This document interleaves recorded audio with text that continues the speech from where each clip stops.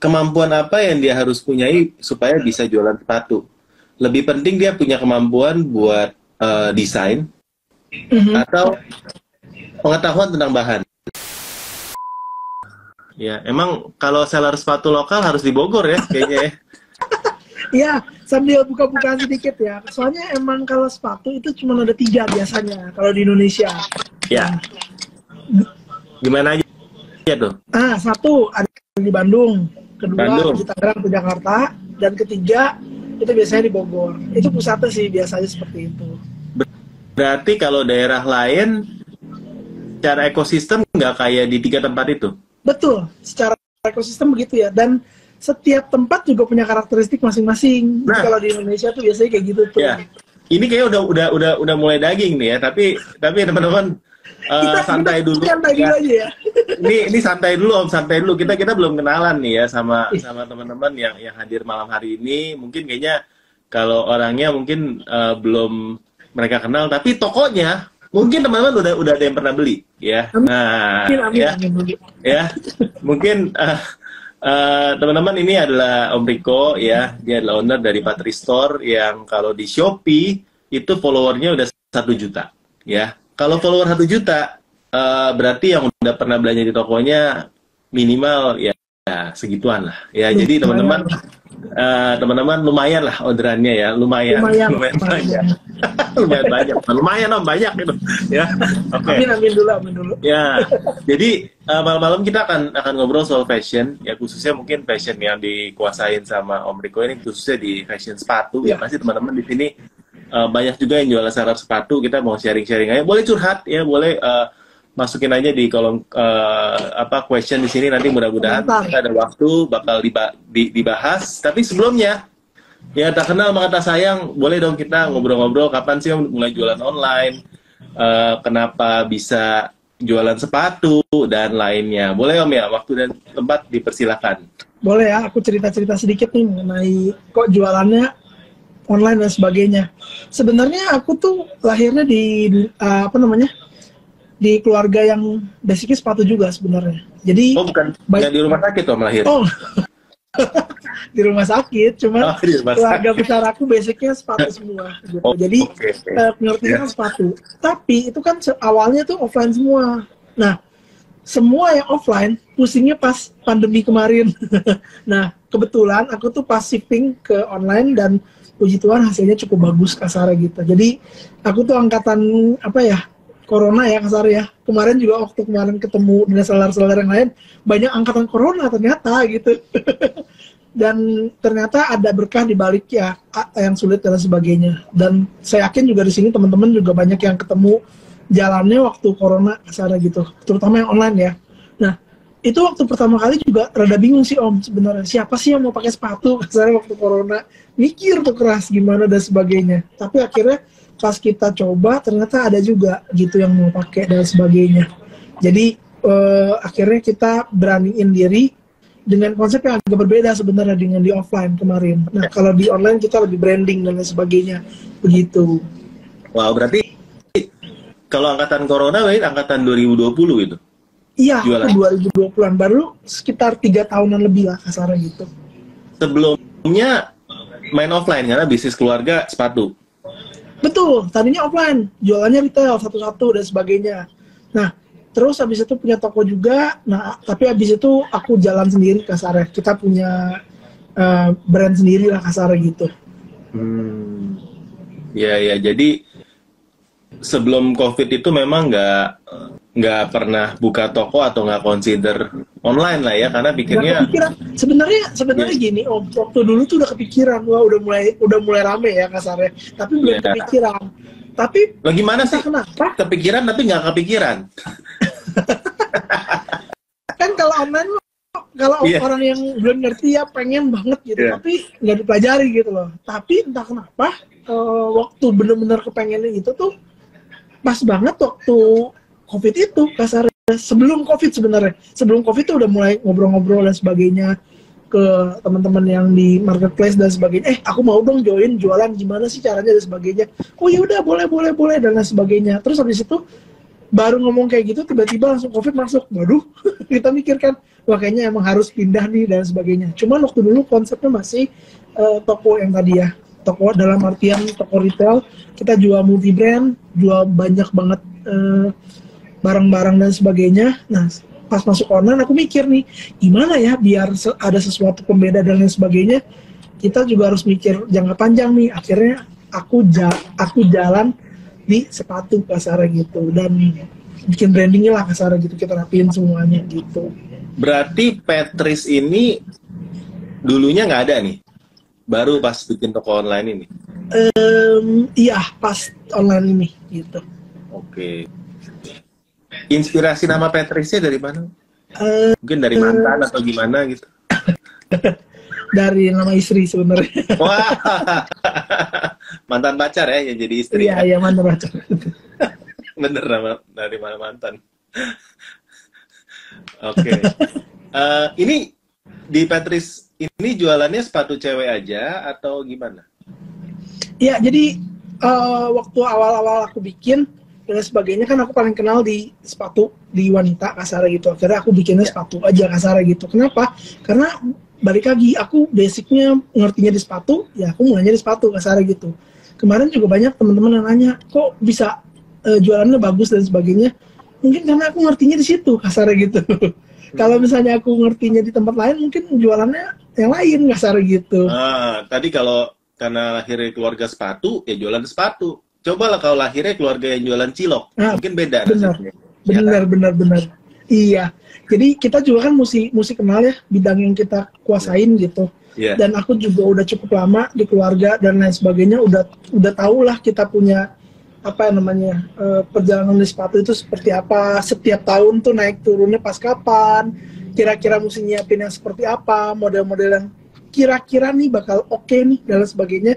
Itu juga sebenarnya gara-gara apa ya, kita punya experience di belakang kasar gitu. Jadi walaupun terkesan dalam tanda kutip apa ya baru, tapi experience kita tuh udah cukup lama gitu. Aku orang tua udah lebih dari 10 tahun lebih kasar gitu di persepatuan kasar gitu. Nah, kalau gitu kita bahas tadi tuh yang Om spill dikit. Kalau lu mau main sepatu ya 3 kota ini nih tadi ya, Jakarta atau Tangerang, Bandung, betul, sama Bogor. Ya. Iya, betul. Dan mereka masing-masing punya keunikannya. Apa tuh keunikannya di 3 daerah itu? Nah, kalau dibilang seperti itu, kenapa bedanya ya? Karena setiap kota tuh sebenarnya punya karakteristik masing-masing. Satu, mulai dari UMKM-nya berbeda. Orang-orang komponen-komponen pendukungnya juga berbeda. Jadi setiap kota tuh sebenarnya punya kelebihan dan keunikannya masing-masing. Jadi kalau misalnya di Bandung misalnya contoh, itu biasanya pengrajin-pengrajin yang benar-benar bagus dan sebagainya, kualitasnya yang sampai ekspor dan sebagainya, itu tuh memang sejarahnya dari sono, udah lama dibentuknya gitu loh. Nah sedangkan kalau di Jakarta itu kalau misalnya teman-teman ngelihat sepatu yang sport dan lain sebagainya, itu memang gudangnya di sana, Kasara Tangerang dan sebagainya. Pabrik-pabrik besar ya, itu kan kita tahu ya, adanya di Tangerang semua Kasara gitu. Nah sedangkan kalau misalnya di Bogor, itu lebih yang seni ya, yang fashion dan lain sebagainya, itu benar-benar banyak di Bogor kasar gitu. Tapi balik lagi, nggak segampang itu, dalam artian kita ini ketemu nih dan lain sebagainya. Nyatanya nggak semua orang tuh punya skill yang sama kasar gitu. Nah ini yang ngebedain gimana caranya kita juga ngedevelop ya kasar gitu. Patrice sendiri kasar gitu ngedevelop beda banget kasar dengan brand-brand yang lain kasar gitu. Karena kita tuh nggak cuman pilih aja asal dan sebagainya, tapi kita benar-benar binain kasar gitu. Oke. Nah, sepatu ini kan sebenarnya salah satu kategori yang rame lah, istilahnya orang punya sepatu tetap aja pengen beli sepatu lagi, apalagi sepatu cewek ya maksudnya ya. Lemari tuh kayaknya udah banyak sepatu tapi kok nggak ada yang pas dipakai ya, berarti harus beli lagi. Nah, kategorinya sangat menarik ya, dan sellernya juga sangat banyak ya. Kalau dari pengalaman lu nih Om ya, apa sih tipsnya buat jualan sepatu? Dan sebenarnya kalau dari luar orang lihatnya menarik, kalau dari sisi pemain yang udah lama main ini gimana sih? Pusing ya? Pusingannya tuh gimana sih? Ya maksudnya kepusingan size kah, kepusingan barang lu dicontek modelnya kah, kepusingan produksinya atau gimana sih? Kayaknya udah disebutin semua dari tadi ya. Kenapa? Udah disebut semua kayaknya tadi. Oh, udah disebut ya? Enggak, ini gue contoh. Memang benar gitu bahwa kalau misalnya kita ngomongin masalah fashion itu nggak lari dari tren, bener ya? Tren itu kan berubah terus dan lain sebagainya. Ada orang yang bikin tren sesuatu yang bagus, akhirnya pada niru dan lain sebagainya, seperti itu. Tapi balik lagi, udah beres tren, saya udah tahu deh mana yang bagus dan sebagainya, dia bikin dan sebagainya. Nyatanya sepatu itu tuh, aku pribadi ya berpikir itu tuh kayak apa ya, kayak rumah dan lain sebagainya. Dia banyak komponennya. Ini salah satu industri fashion yang menarik. Kenapa? Karena komponennya di dalam itu banyak banget. Bisa saya bilang ada puluhan komponen di dalam satu sepatu doang. Jadi kalau misalnya hak, aksesoris dan sebagainya, komponen-komponen pendukung di dalam itu banyak banget. Nah, hak ini itu apa ya? Hak asasi manusia atau hak apa ya maksudnya? Semua hak wanita gitu kan. Jadi istilahnya gini ya. Kita kalau sepatu ngomongin hak kasar gitu. Jadi itu salah satunya aja, heelsnya gitu. Itu beda-beda. Terus gimana caranya ngepasinnya, ukurannya, bentuknya dan sebagainya, itu tuh banyak banget sebenarnya. Jadi mesti belajar terus sih kalau di industri yang kayak gini. Karena di fashion salah satu yang paling ribet menurut aku ya sepatu kasar gitu. Nah, kedua yang tadi sempat diomongin ya, sizing ya. Bahwa ya sepatu itu paling heavy untuk sizing. Kalau orang yang nggak ngerti kasar gitu, otomatis dia bingung nentuin sizingnya dan lain sebagainya kasar gitu. Di sepatu sendiri, mungkin teman-teman yang saya yakin di sini juga yang nonton juga ada beberapa yang ngerti sepatu dan namanya golden ratio kasar gitu. Jadi yang mana aja sih yang sering dipakai dan sebagainya, itu ada rahasianya tersendiri kasar gitu. Rahasia nih golden ratio itu? Iya, karena kan jadi setiap seller ini nggak bisa nyebutin nih, wah gue bikin size 42-nya lebih banyak gitu misalnya. Rasionya nggak bisa. Kenapa? Karena aku punya teman gini, ada orang yang jago banget jualan sepatu gede. Tapi ada juga seller-seller yang aku punya teman juga, dia tuh jago banget jualan sepatu yang kecil. Jadi aku pikir, di sana bagus nih yang kecil, aku bikin dan sebagainya. Nyatanya nggak bisa gitu. Berbeda banget ternyata setiap apa ya. Kalau menurut aku nanti ujungnya kan ke brand sendiri ya. Itu ke bentuk marketnya seperti apa.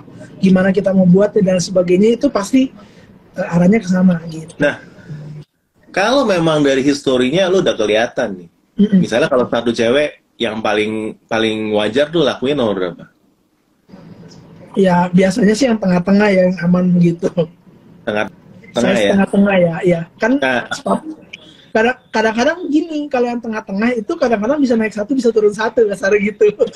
Ini udah golden kalau misalnya ini udah golden gitu. Ya? Tengah-tengah yang mana nih? Tengah kiri atau tengah kanan ya kan? Apa belah tengah enggak? Ya jadi kan lu udah tahu nih yang laku yang tengah. Iya. Tengah yang kanan atau kiri lah ya. Itu bisa nggak sih buatin sepatu size itu doang? Nah, ini uniknya. Kalau di sepatu itu sebenarnya nggak boleh. Kenapa? Nggak boleh. Pamali ya. Pamali gitu. Karena biasanya kita kan buat musinya kalau kata orang sepatu mesti seri ya, kasar gitu, itu mesti seset kasar gitu. Tapi gimana kita lebih banyak ngegeser-geser sebelah situnya lah kasar gitu. Karena apa? Salah satu ya ada nanti komponen di sepatu itu yang kita mesti belinya juga seset kasar gitu. Jadi nggak bisa cuma 1-2 doang gitu. Jadi susah sekali ya untuk beberapa sepatu tuh yang minta tolong ukuran itu doang kasar gitu. Kalau kita ngomongin ukuran gitu. Oke, jadi waktu bikin itu harus satu seri. 6 ya? Biasa nomornya ada 6 ya? Ada 6, ada yang 5, ada yang 7, tergantung. Pokoknya satu set ya? Iya, jadi mau berapa set gitu, mau berapa seri gitu ya? Betul. Nah, biasanya memang bisa digeser-geser, cuman balik lagi, itu tergantung daripada tempatnya dan sebagainya. Karena balik lagi, ngesetnya ini balik lagi tergantung daripada orang yang bikin kasar gitu. Karena apa? Sekali kita ngomong mirip, kalau cerita mungkin mirip kue ya kasar gitu. Cetakannya itu tuh biasanya bikinnya nggak beda-beda kasar gitu. Jadi nggak bisa tuh yang gimana ya, pabrik yang membuat cetakannya ini nih kasarnya dia buat set kasarnya gitu. Jadi kalau kita mau minta tolong 36 doang atau 37 doang atau misalnya nomor 38 doang nggak bisa kasarnya gitu. Kalau repeat bisa nggak 38 doang? Lebih banyak mungkin bisa, tapi tetap harus ambil kanan kirinya karena kalau enggak dia kan terbatas cetakannya kasarnya gitu. Dia sekali produksi mesti barengan kasarnya gitu. Jadi kayak kue kasarnya gitu loh. Nah ini yang gue sebagai seller sepatu nggak ngerti ya. Soalnya secara logika misalnya lu masalah di molding ya udah bikin moldingnya banyakan aja. Iya. Misalnya. Kalau dibilang bisa, sebenarnya bisa. Cuman agak tricky karena nanti set jalannya itu nggak bisa cuman ukuran tersebut kasarnya gitu. Dan kalau misalnya ukuran tersebut biasanya kita mah buat nih laku, pasti yang lain juga pada nanya, kok ukurannya ini nggak ada, balik lagi nanti ujung-ujungnya problem kasarnya gitu. Gimana caranya, balik lagi ya, mungkin tipsnya lagi kali ya buat seller-seller yang mau jualan dan biar laku kasarnya gitu, gimana caranya kita ngimbangin antara kebutuhan, keinginan, dan ya tadi kebutuhan dan keinginan ini pas kasarnya sesuai dengan market butuhin kasarnya gitu. Karena yang tadi aku bilang, setiap seller kasarnya itu punya marketnya nanti tersendiri lah kasarnya gitu. Ada beberapa yang ketemu yang tadi bilang ukuran besar tuh laku banget kasarnya di tempat dia. Karena mungkin dari awal dia udah setting untuk lebih banyak seperti itu kasarnya gitu. Nah kebalik lagi sama yang aku punya temen jago banget dia jualan barang yang ukuran kecil gitu loh. Aku sampai stres, ini gimana ya jualan barang yang ukurannya kecil kasarnya gitu. Ternyata memang marketnya beda kasarnya gitu. Apa market itu ditentukan dari branding produknya sampai dia punya modelnya? Nah, warnanya. kalau boleh dibilang ada dua hal mungkin ya yang aku bisa highlight kasar gitu. Bentukan sepatu itu juga berpengaruh ya, karena itu ada nanti namanya anatomi sepatu, bentuknya beda lagi. Jadi sepatu tuh kaki orang tuh beda-beda kasar gitu. Ada yang pakai ini kok pasti teman-teman di sini ada yang ketemu ya. Saya biasa pakai ukuran 37 misalnya contoh. Kok di brand ini 38 ya? Nah, gitu. Nah, itu seperti itu. Jadi sebenarnya gara-gara anatomi dan sebagainya itu kan beda. Terus kedua juga brandingnya, kasar gitu. Nah, aku paling gampang gini deh. Kalau saya pakai Nike, itu ukurannya biasanya naik 1 kasar gitu. Kalau misalnya yang, Adidas naik 1 kasar gitu. Kalau Nike itu ukurannya lebih pas kasar gitu. Nggak berubah kasar gitu. Nah itu juga ternyata memang pengaruh daripada setiap brand itu cetakannya beda sebenarnya. Balik lagi ada kesananya lah kasarnya gitu.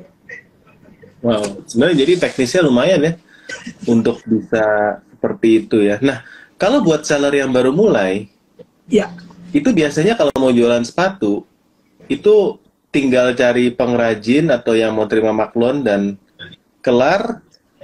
Atau gimana? Maksudnya kemampuan apa yang dia harus punyai supaya bisa jualan sepatu? Lebih penting dia punya kemampuan buat desain atau pengetahuan tentang bahan? Waduh, ini pertanyaannya susah ini. Kenapa susah? Soalnya aku jujur ya, itu karena satu kesatuan yang apa ya? Karena gini, ada orang yang bikin modelnya bagus, dia juga nggak ketemu pengrajin yang bagus, atau misalnya yang bisa bikin yang bagus juga sama aja kasar gitu. Terus habis itu dia juga ketemu orang yang bagus nih, tapi dia nggak bisa ngedesain atau nggak bisa memasarkan produk itu dengan baik, juga susah kasar gitu. Jadi kalau boleh jujur, fashion itu sepatu salah satu menurut aku yang paling kompleks dipelajari. Cuman kalau mau belajar gimana caranya gitu kan? Nah, gimana caranya? Kalau saran aku biasanya kerja sama Patris dulu 2 tahun. Diajarin ilmunya terus bikin sendiri gitu ya. Aduh. Lebih ke ini sih sebenarnya. Simpelnya kalau menurut aku lebih ke apa ya? Mungkin karena aku tahu begini kan karena udah lama di persepatuan ya. Ada cycle-nya belajar ya. Yeah. Jadi kalau menurut aku nggak jalan setahun di industri ini tuh nggak tahu. Gampangnya gini deh, jadi reseller dulu atau jualan produk orang dulu, atau misalnya kita mau liatin pasar mereka dulu, pelajarin aja dulu. Karena kalau misalnya langsung terjun, kalau aku boleh jujur, mendingan ke fashion yang lain lebih gampang. Contoh baju dan lain sebagainya itu agak lebih gampang karena cuma sizing kan, sizing doang lawannya kasar gitu. Terus tempat penyimpanan belum. Kalau sepatu tuh tempat penyimpanan gede banget om. Benar. Lebih gede. Lebih ribet kasarnya gitu, lebih ribet. Terus belum juga apa sih namanya, kita punya naro juga nggak boleh terlalu panas, nggak boleh terlalu dingin. Adalah banyak kayak gitu-gitunya. Jadi kayak ribet benar sebenarnya. Cuman kalau misalnya udah jalan, barrier to entry-nya itu nggak segampang yang lain, kasarnya gitu. Makanya kalau misalnya kita boleh ngomong, industri-industri lain seperti kita ngomong di tekstil dan lain sebagainya, itu kan expo-nya bisa sendiri ya, gede kasarnya gitu. Bahkan kalau misalnya di apa sih namanya, di industri, kita ngomongin industri yang Indonesia gitu, dia udah tersendiri kasarnya, udah ada orang yang kasarnya gitu. Sepatu itu tuh masih kategorinya kadang-kadang gabung sama tas, gabung sama belt, gabung sama kulit dan lain sebagainya kasarnya gitu. Jadi industri kita tuh di perindustrian itu masih agak kecil sebenarnya kasarnya gitu. Nah, lebih kecil lagi industri yang aku kasarnya gitu, belum ada tuh event-event expo-nya yang gede dan sebagainya. Yang ada tuh yang apa sih namanya, tipe-tipe yang Jakarta Tangerang. Jadi kan Jakarta Sneaker Day udah ada tuh dan sebagainya. Belum ada tuh yang fashion wanita tuh yang kayak gitu-gitu, belum ada sebenarnya. Nah, kalau disuruh pilih, ya boleh pilih lagi. Mending jual sepatu cowok atau cewek? Aku? Yeah. Cewek dong. Soalnya kalau cowok biasanya pakai sepatu awet-awet aja. Terus habis itu kalau tipenya kayak aku, malas ganti gitu. Nah, kenapa sepatu cowok awet? Apa dia pakai formalin? Waduh. Jadi kalau sepatu cowok itu sebenarnya tergantung lagi ya, tergantung lagi. Karena sepatu cowok tuh nggak banyak apa ya, nggak terlalu ngikutin tren. Jadi biasanya dia kalau ada tipe orang yang suka banget sama sepatu ini, terus dia nggak mau ganti-ganti gitu loh, sampai jebol baru ganti kasarnya gitu. Kita senang sebagai pengguna, tapi sebagai seller kadang-kadang kan mikir kasarnya gitu. Makanya biasanya perputarannya nggak terlalu cepat kasarnya kalau di sepatu. Kalau kita ngomongin perputaran ya. Cuman kalau misalnya dibilang bisa nggak sih sepatu cowok itu bagus dan sebagainya, kalau kamu main industrinya di yang tadi Jakarta Tangerang, menurut aku itu lebih bagus karena hitungannya lebih ke fashion kasarnya gitu. Kalau misalnya sepatunya fungsional yang kayak buat kerja dan sebagainya, biasanya orang gantinya agak jarang kasarnya gitu. Nunggu, biasanya ramainya pada saat lagi kenaikan sekolah. Artinya apa? Itu kan ada yang baru lulus tuh, baru pada pakai sepatu kerja buat saya baru mau kerja ceritanya dan sebagainya. Nah, biasanya kayak gitu-gitu sih. Jadi kalau misalnya di sepatu cowok agak challenging, tapi menurut aku kalau misalnya kita bisa molesnya, ada kok beberapa brand yang aku lihat bagus banget dia di sepatu cowoknya. Dan biasanya karena dia jualannya agak apa sih namanya rare gitu loh, dia biasanya kualitasnya yang dia tinggiin dan harganya biasanya agak lumayan tinggi kasar gitu. Nah, salah satu concern gue pribadi sih ya sebenarnya, gue coba banyak sepatu lokal, jujur kayaknya bagusan beli yang merek luar gitu ya, walaupun pabriknya lokal juga. Nah ini kenapa ya? Apa karena pabriknya nggak mumpuni kalau untuk yang lokal ini, mesinnya, bahannya, atau memang HPP-nya gitu ya, yang gue beli memang lebih murah? Banyak komponennya om, tapi yang masih kualitas jauh. Kalau boleh jujur, saya ngomong jujur aja, komponen itu nggak bisa 100% lokal karena apa sih namanya, lokal itu bisa bikin, kita bisa create kasarnya gitu, tapi biasanya komponennya dari luar rata-rata, dan komponen-komponen dari luar beberapa juga nggak tembus ke Indonesia langsung, otomatis biasanya pabrikan dari sana aja.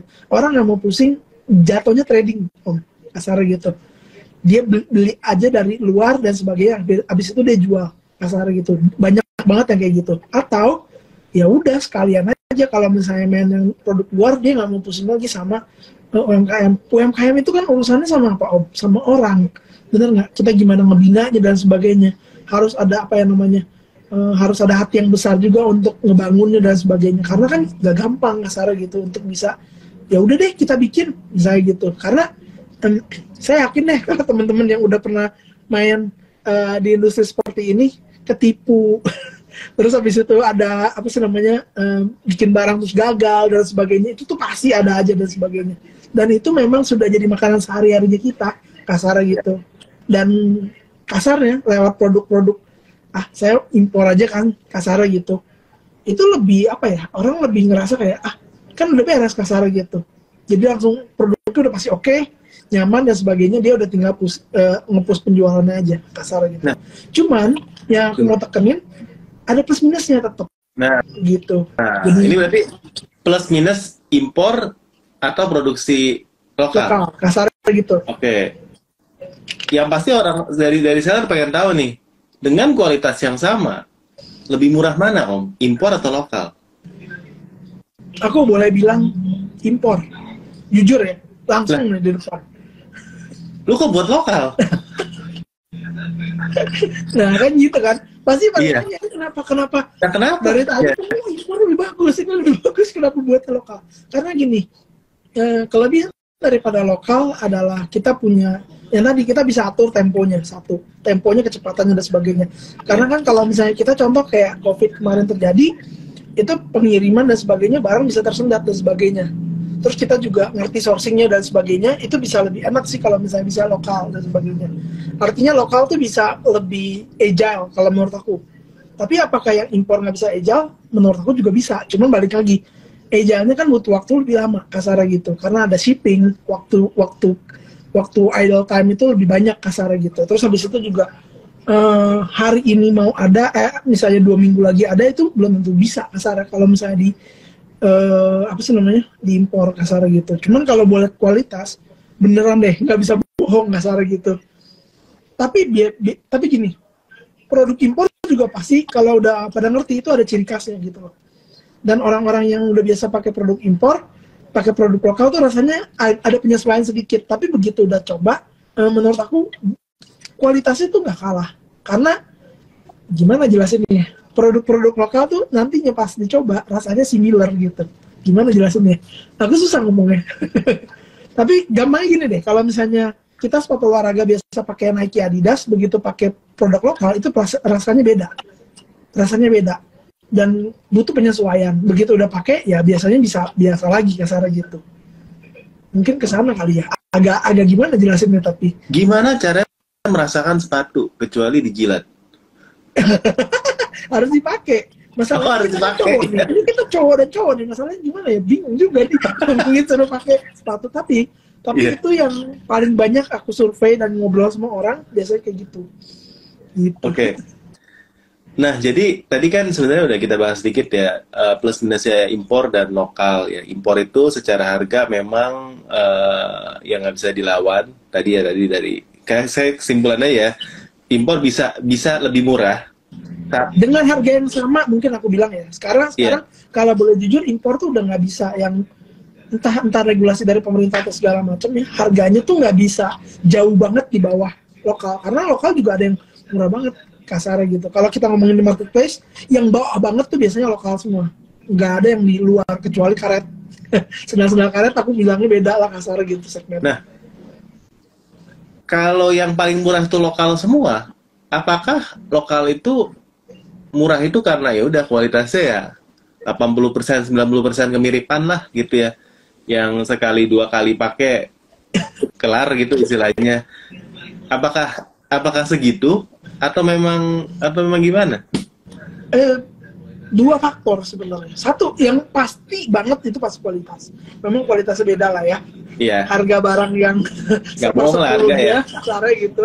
Yang kasarnya ngomong, kalau kita pada iseng kasarnya gitu ya, nimpukin apa gitu nggak mati kasarnya gitu, nimpukin kecoa aja nggak mati kasarnya gitu. Saking kurang bagus ya kasarnya gitu. Oh serius? Nggak berat, kasarnya jelek banget kasarnya gitu loh. Iya.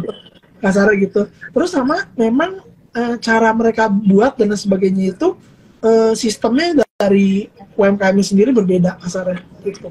Karena kan semakin besar kita produksi, semakin profesional kasarnya kita produksi dan sebagainya, otomatis kan pasti dia punya sistem ada posting lagi dan sebagainya, itu juga kan beda kasarnya gitu. Jalur-jalur seperti itu bikin harga dan lain sebagainya itu kan berbeda kasarnya gitu. Nah balik lagi tergantung kita tuh bawanya seperti apa nih kasarnya gitu. Nah Om Riko, berarti dari gempuran seller-seller yang jualan produk impor di marketplace, gimana caranya lo itu bisa survive di marketplace? Ya maksudnya dengan harga yang pastinya banding-bandingan, ya di compare sama sepatu impor atau sepatu lokal lain yang sesama di Bogor, ya gimana caranya lu tuh masih bisa survive dari pertama kali jualan sampai sekarang gitu ya.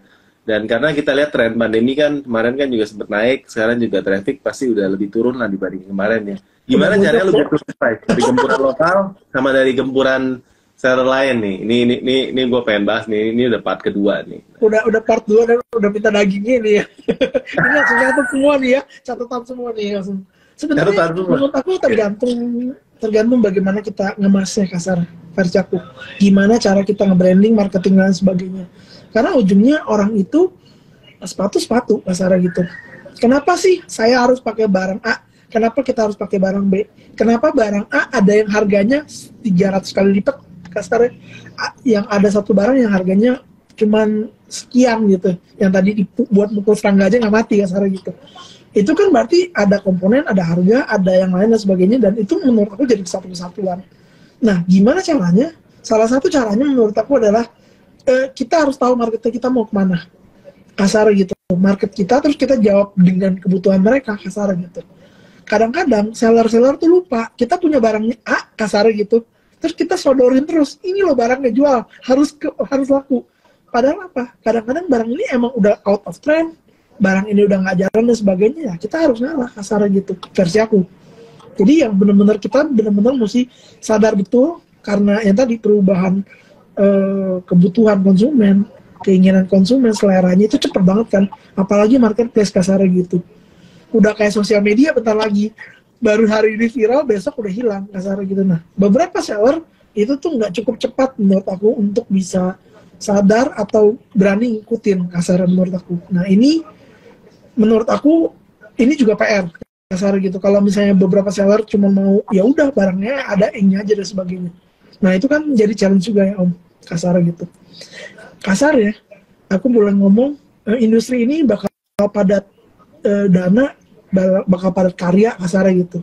Ngomong kasar ya, karena kan kalau nggak laku berarti mesti top up lagi kasar. Top up dalam artian modal baru dan sebagainya, itu kan PR.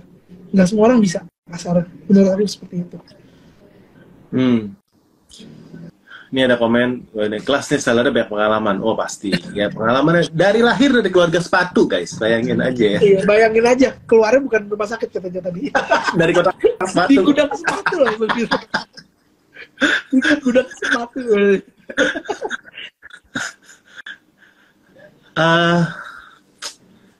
Ya itu kedengarannya mudah, tapi sebenarnya kalau dipraktikkan susah sih. Gimana caranya untuk membuang dead stock atau size yang mati? Yang mati itu lebih jalan ya kasar gitu. Yeah. Itu kan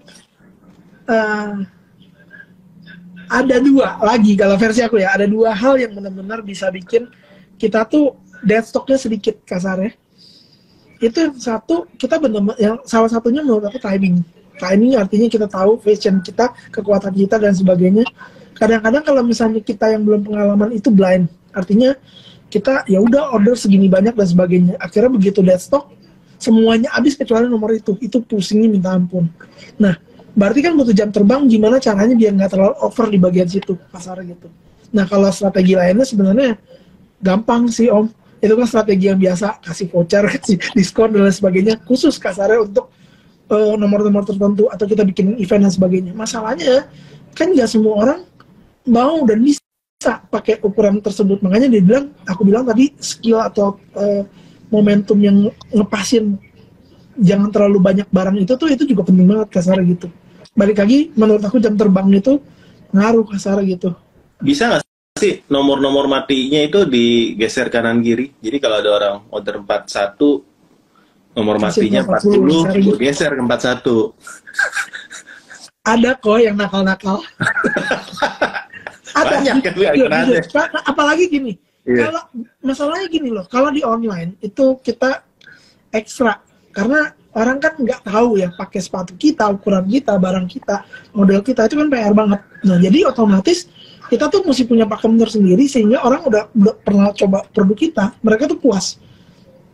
Akhirnya tuh kemungkinan besar dia nggak lari sama nomor kita pasaran. Dia udah tahu kalau pakai produk tersebut, ukurannya tersebut, kasarnya gitu, udah paling bener. Masalahnya satu tadi Om, kalau belum pernah ketemu gimana kita kasih nomor yang lain? Sebenarnya kalau misalnya lagi abis banget, yang nakal-nakal kasih Om. Tapi kalau kita sebisa mungkin janganlah kasarnya gitu, karena saya yakin deh di sini juga pernah ketemu dan lain sebagainya, atau satu event tertentu datang, entah beli di department store atau beli di mana, ukurannya nggak ada gitu. Terus habis itu kan adanya naik satu atau turun satu, karena kita suka itu beli juga gitu loh. Masalahnya yang susah adalah ketika dia pakai nggak nyaman kan, akhirnya nggak jangka panjang. Nah ini juga kan PR lagi buat kita. Kalau sebagai seller berarti kan harus memuaskan kebutuhan orang. Nah untuk itu tadi skill yang aku bilang, jam terbangnya itu mesti diasah di pengadaan barang tersebut kalau menurut aku gitu. Bisa nggak? Bisa sih naik satu atau turun satu kalau boleh jujur. Nah, kalau jualan sepatu ini kan ada cycle-nya kan? Betul. Kapan nyayurnya gitu kalau jualan sepatu ini? Nyayurnya udah pasti, kalau menurut aku pas lebaran. Itu fashion bisa ya kok, fashion berapa ya? kali lipat kalau dari Fashion pengalaman lo nih? Iya. Beda online, beda offline. Kalau versi aku. Terus juga beda, bentuk sepatunya juga berbeda, hasilnya juga beda. Oke lah. Aku jual sepatu yang sama aja berbeda. Tapi kalau dibilang berapa kali, bisa 2, 3, 4, bahkan ada beberapa. Aku punya satu sepatu modelnya yang agak biasa dan sebagainya, itu bisa sampai 10 kali lipat. Ada tapinya. Case-case tertentu balik lagi. Jangan tapi bohong ya, ada tapinya tapi bohong. Oh enggak. Oh enggak, tapi bener ya. Tapi bener, Andi bohong lah di sini ya. Iya. Nanti seller semua pada nanya semua di sini, ini bohong ya katanya gitu. Enggak lah. Kita ngajarin apa yang kita ngerti. Bener. Atau sharing kita yang ngerti aja gitu. Iya. Jadi ini bisa naik sampai 10 kali lipat untuk model-model yang biasa. Betul. Pada waktu event tertentu. Lebaran. Iya. Ya. Tertentu. Aku ngambil contoh ya. Aku offline nih. Iya. Contoh aja. Saya yakin di sini juga pasti jawabannya iya semua. Karena aku sebenarnya kan orang marketing, jadi aku bisa ngomong kasar gitu. Jualan sepatu sekolah deh misalnya contoh. Kalau lagi event sekolah itu pasti naik 10 kali lipat. Tapi hari biasa kan nggak ada yang beli. Nah kayak gitu. Contoh doang gitu. Yang pusing berarti planningnya. Lu mau siapin stoknya berapa? Betul. Gudangnya gimana? Stok berapa? Kita punya kekuatan gimana? Nah, makanya saya bilang tadi, setiap seller, setiap jualan itu unik, nggak bisa semuanya bagus nih. Contoh nih, teman-teman, saya yakin di sini juga mungkin yang nonton kan balik lagi nggak semuanya yang ngerti cewek ya kasarnya gitu, mungkin ngerti cowok kasarnya gitu, atau lebih ngertinya olahraga dan sebagainya. Ini 17-an pasti ramai banget untuk jualan sepatu-sepatu olahraga. Itu emang lagi spiking, masih jebret gitu, karena emang katanya mau lomba kasarnya gitu. Akhirnya butuh sepatu baru, dia beli kasarnya gitu. Oh gitu. Jadi, ya? Unik, baru tahu. Gue baru tahu tadi fakta tadi. Apa hubungan 17 Agustus sama beli sepatu ya? Orang mah ngada-ngada doang kali, cari-cari alasan buat beli sepatu sebenarnya. Nah itu kan balik lagi, tergantung daripada brandnya buat seperti apa, atau kita offer seperti apa, barangnya seperti apa. Makanya aku bilang, mungkin orang, kalau jujur ya, kalau misalnya seller-seller yang lain tuh, let's say kita ngomong elektronik dan sebagainya, itu kan gampang ya, untuk kapan dia butuh, kebutuhannya tuh kelihatan gitu loh maksud aku. Tapi kalau fashion, itu benar-benar momentum.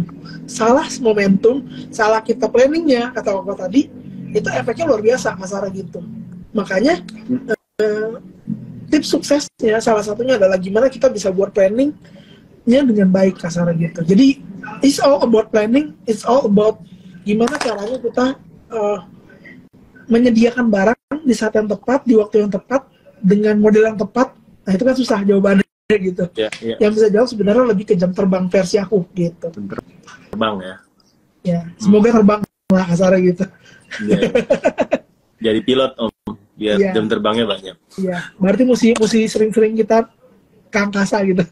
Iya benar. Nah, dari 2020 sampai sekarang kan udah lewatin banyak cycle lah ya. Untuk Lebaran aja udah keempat. Mau masuk keempat mungkin ya. Ya mau masuk keempat. Ya.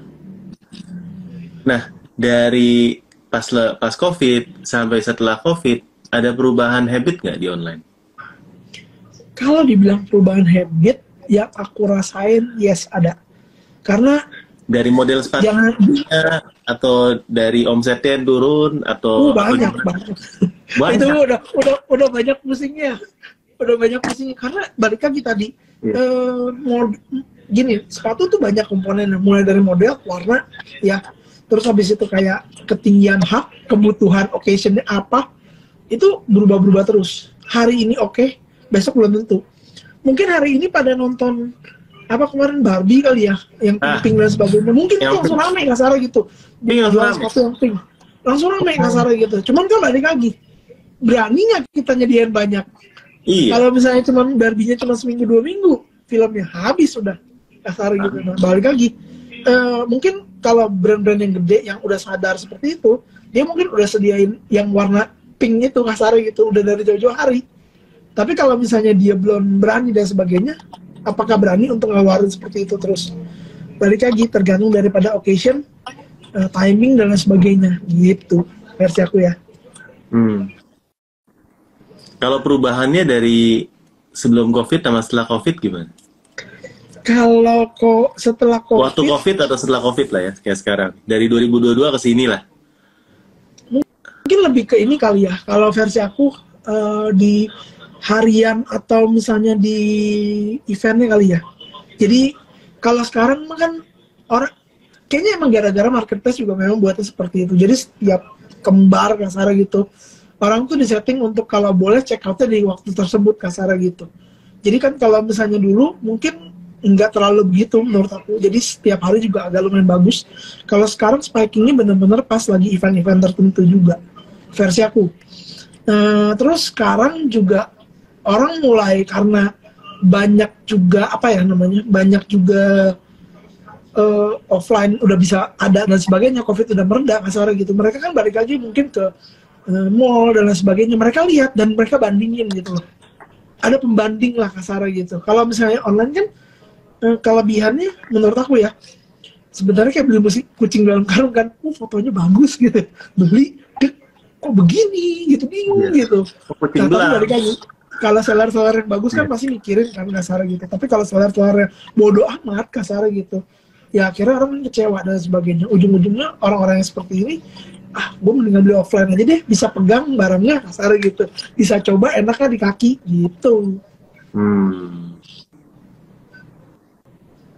Kalau gitu, kalau ada pilihan online atau offline? Aku sekarang, aku jujur beda ya, karena aku tuh belajar dari ekosistemnya kan dari offline juga udah, online juga udah, market di Dev Store juga pernah, di apa tuh namanya toko juga pernah dan sebagainya. Jadi marketnya beda-beda. Tapi kalau ditanya mendingan mana, online itu punya kelebihan stok itu bisa jadi satu tempat karena logistiknya, balik lagi barang itu kan cukup gede ya om ya untuk dipindah-pindah, kelebihannya di situ. Tapi offline kelebihannya experience orang tuh nggak bisa bohong ya. Aku ini cerita sedikit aja kasarnya versi aku dulu waktu ada toko kasarnya gitu, aku tuh ngomong ke teman-teman yang jualan gitu, aku bilang gini, orang itu datang ke toko kita itu nggak mungkin datang beli tiket pesawat, pasti belinya mau beli sepatu kasarnya gitu. Dia ada kebutuhan lo datang ke situ. Jadi kasarnya kalau di online paling juga berapa persen kan konversinya. Tapi kalau sepatu orang udah datang, kita bisa persuade dan kita bisa baca kebutuhan dia, itu 70-80% bisa jadi loh, maksud saya gitu. Kalau jago ya, kecuali emang dia cuma iseng mau lihat-lihat doang. Tapi kalau emang dia udah nyoba dan sebagainya, aku sampai ngomong kalau bisa jangan sampai batal. Kenapa? Karena dia sebenarnya ada kepengen, cuman mungkin cara nyampeinnya kita nggak bener. Cara kita nggak ngasih tahu kebutuhannya dia, nggak cukup menggali lah kasarnya begitu. Berarti gimana caranya orang kalau udah datang ke toko offline ya? Iya. Sampai beli itu gimana caranya? Ya. Gue pengen tahu dari sisi pedagang sepatu gimana nih? Dari sisi pedagang sepatu gimana nih? Paksain beli ya gitu ya? Iya, gimana caranya paksa beli? Di borgol gitu. Sampai konversi 70-80% gimana caranya tuh? Di borgol, kalau di online bisa 70-80% sedap ya?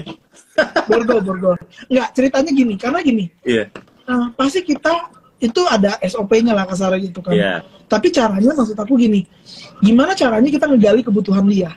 Karena dia ngelihat sesuatu, ngelihat barang yang dia suka, dan akhirnya dalam tanda kutip dia nyoba. Itu kan sebenarnya dia udah ada keinginan, ada desire di situ. Ada. Gitu loh. Nah, gimana caranya? Tinggal kita ngapasin desire pasnya. Kalau misalnya paling enak kan gini kok, barangnya dia suka, harganya dia masuk, kebutuhannya dia oke, ukurannya ada, modelnya ada. Kalau nggak ada, nah itu ya tadi aku turun satu. Ya ada-adain. Atau enggak, kalau nggak apa? Aku bilang apa? Ini nggak jadi nih kok. Aku langsung buru-buru ambil. Nih model ini mau nggak? Oh. Di online nggak bisa kan kok? Kasarnya gitu. Ini mirip nih gitu. Warnanya doang beda gitu. Iya. Kalau nggak ada seller di sini. Mirip, gitu. Iya. Artinya kelebihan apa ya? Kelebihan daripada di offline itu kan nggak ada delay kasarnya gitu loh. Kalau misalnya contoh ya di online doang nih, kita lagi ngobrol sama CS, ukuran ini ada nggak? Kan bisa habis itu, ke WC dulu, atau misalnya anak saya nangis, kasarnya gitu, bisa begitu. Kalau offline kan, dia langsung face to face ya, kasarnya gitu. Bisa lebih mantep kasarnya gitu. Makanya aku bilang, offline itu sebenarnya kalau misalnya jago, tiap beli, jadilah kasarnya gitu. Tiap kali orang pegang, 80%, 70% jadilah kasarnya, kalau jago ya. Gimana caranya kalau di online ya sekarang ya, dengan live di Shopee atau di TikTok, kita bisa bawa experience offline itu untuk lebih nyata gitu. Gimana caranya ya biar benar-benar experience? Balik lagi, kalau aku triknya adalah gimana caranya aku ngajarin ke teman-teman semua adalah gimana kita nggak cuma jualan doang, tapi nerka kebutuhan dari mereka, kasar gitu. Nah, contohnya salah satunya adalah mungkin tanya juga untuk apa dan lain sebagainya, untuk siapa dan sebagainya. Jadi karena kalau misalnya kita tepat occasion-nya untuk waktunya dan sebagainya, kemungkinan besar penjualan menurut aku lebih gampang.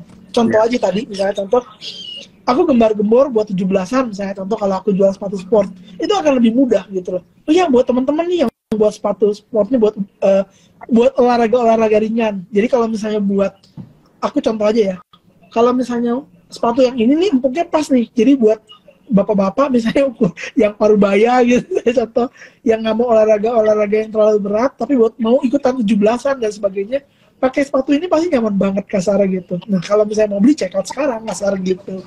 Mungkin ya keywordnya pas ya, udah spesifik buat bapak-bapak yang parubaya, buat om-om, ini sepatunya yang nggak mau banyak gerak ya ampun. Iya.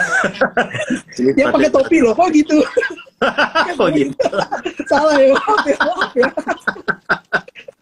Cuma maksudnya kita ngerti lah, kasarnya semua kan mungkin ini juga pada online seller dan lain sebagainya, saya yakin dikasih tahu juga bahwa setiap di belakang kamera, di belakang handphone itu kan ada orang, bener nggak? Kalau kita ngomongnya harus beli produk kita kan nggak bisa kasarnya gitu. Kalau misalnya kita tahu kebutuhan yang di belakang layarnya kita itu seperti apa, mudah-mudahan lebih gampang lah jualannya kasarnya versi aku gitu. Karena aku juga pernah ditanya, ini buat misalnya contoh, aku mau buat kasih orang nih gitu dan sebagainya, pasti kekirim nggak nih?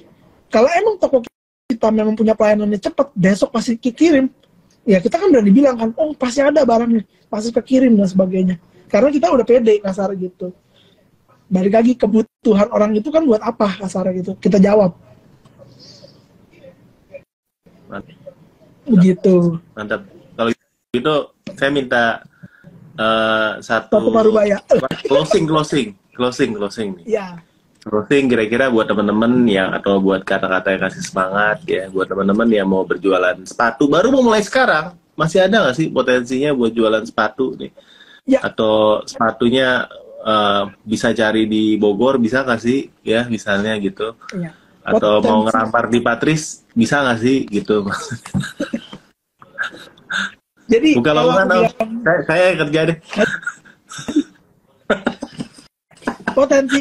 Potensi persepatuan Indonesia itu menurut aku sangat luas. Jadi sepatu itu tuh yang tadi aku cerita gitu loh, ini tuh belum besar banget loh kasarnya. Artinya gini, ada beberapa industri itu kan belum kesorot, termasuk sepatu-sepatu mungkin fashion dan sebagainya. Menurut aku tuh belum sampai ke kancah yang nasional dan sebagainya. Kalau sepatu-sepatu yang kayak yang gue bilang tadi, yang sneaker dan sebagainya, itu kan udah kancahnya udah banyak tuh sampai nasional, digandrungi, sampai ada komunitasnya Sarah gitu dan sebagainya. Di industri ini belum ada masalah. Nggak ada. Jadi Komunitas pencinta sepatu hak wanita Indonesia belum ada ya? Pecinta wanita ada kok, hak wanita belum ada gitu. Kok lu tahu? Ada, bener loh, pasti ada. Pecinta wanita kan biasanya itu loh yang di belakang-belakang truk itu kan ada tuh tulisannya gitu. Cuman intinya gini, potensinya menurut aku ada, karena nggak ada wanita yang keluar juga nggak pakai sepatu Sarah gitu. Ini kan salah satu industri yang ada pakai sendal. Iya, pakai sendal. Iya, tapi industri ini kan jadi bahan pokok, bener nggak kok? Benar. Menurut aku industri bahan pokok sebenarnya kalau bisa dibilang hampir nggak ada matinya, Sarah gitu. Dan fashion itu kan beda kasus versi aku. Ada unsur emotionnya, nggak cuman yang penting nyaman. Tapi kalau nggak suka nggak mau gitu pakainya gitu. Jadi industri ini unik gitu loh. Tapi nggak segampang itu juga untuk bisa orang langsung gampang masuk dan sebagainya. Itu mungkin versi aku ya, gitu. Oke, thank you banget. Thank you. Berarti sebenarnya kalau boleh disimpulkan, ini kalau buat teman-teman yang mau masuk sepatu, ya apalagi buat seller pemula yang masih knowledge-nya masih nol ya, untuk bisa jualan sepatu itu challenge-nya lebih banyak dibandingin teman-teman yang jualan fashion pada umumnya. Ya, terutama fashion wanita misalnya, karena fashion wanita masalahnya sizing aja. Tapi kalau jualan sepatu dari penyimpanan yang lebih bulky ya, karena ada kontak ya teman-teman ya sepatu ya. Terus juga ini satu contoh, sorry aku potong. Tokoku itu saking buat saking buat displaynya 4 lantai, 3 lantai stok, 1 lantai display. Kalau toko baju bisa 3 lantai display plus stok kasar gitu. 1 lantai paling bisa stok. Jadi otomatis kita punya space, kita punya cara penjualan, kita punya penyimpanan, itu ekstra banget kasar gitu. Jadi yang nggak biasa pasti kaget kasar gitu. Kaget. Ya, apalagi kalau sepatunya bulukan gimana tuh? Wah iya, itu udah makanan sehari-hari juga tuh. Jadi perawatan sepatu dan sebagainya itu juga ada knowledge-nya sih. Tapi istilahnya sepatu itu tuh gampang kadar. Terus juga sepatu itu ada umurnya dan sebagainya. Makanya aku bilang kalau misalnya udah cukup lama ikutin dan sebagainya, itu mungkin bisa lebih bagus. Makanya saran aku tadi untuk mengurangi resiko, kalau teman-teman bener-bener baru mau mulai, saran aku boleh reseller dulu lah, boleh coba dulu lah, beberapa bulan dulu, sehingga resikonya lebih kecil ya. Paling nggak tahu lah ya, oh ternyata jualan sepatu itu seperti ini, kasar gitu. Jadi nggak kaget-kaget amat. Nggak gitu. Kaget tapi nggak kaget banget ya. Iya. Karena besok hari ini aku cerita bagus nih, nggak usah 10 tahun lagi, 3 bulan 4 bulan lagi tiba-tiba sellernya juga banyak tiba-tiba. Karena ada aja yang punya punya passion atau mau coba gitu, akhirnya mereka buat gitu.